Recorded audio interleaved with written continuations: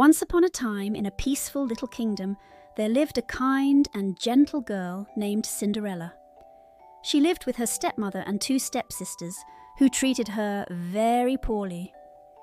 While they wore fine dresses and lounged all day, Cinderella wore old clothes and worked from morning till night, cleaning the house, cooking meals, and doing all the chores.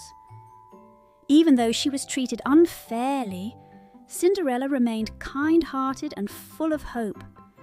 One day, an invitation arrived from the royal palace.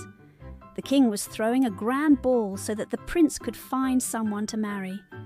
Every young lady in the kingdom was invited, including Cinderella's stepsisters. Excited, they demanded new dresses and fancy hairstyles. Cinderella too dreamed of going to the ball, but her stepmother cruelly told her she couldn't go and tore apart the dress Cinderella had made from scraps. Heartbroken, Cinderella ran to the garden and cried. Suddenly, a warm light appeared. It was her fairy godmother. With a gentle smile, the fairy godmother waved her wand. In a flash, she turned a pumpkin into a sparkling carriage, mice into horses, and Cinderella's torn dress into a beautiful gown with glass slippers. But there was one rule: the magic would wear off at midnight. Cinderella arrived at the palace, and everyone was amazed by her beauty and grace. The prince couldn't take his eyes off her, and they danced all evening. But as the clock began to strike midnight, Cinderella remembered the fairy godmother's warning.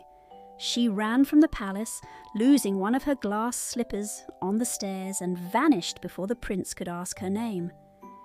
The next day, the prince searched the kingdom for the mysterious girl. He carried the glass slipper, determined to find the one it fit. Many tried, but no one's foot was just right, until he arrived at Cinderella's house. Her stepsisters tried to squeeze their feet in, but it was no use. Then Cinderella asked to try. Laughing, the stepmother said she couldn't possibly be the girl from the ball, but the prince insisted. Cinderella slipped her foot into the shoe, and it fit perfectly. Soon after, Cinderella and the prince were married in a grand celebration. She forgave her stepmother and stepsisters and lived happily ever after, not in a castle of gold, but with a heart full of kindness, love, and grace.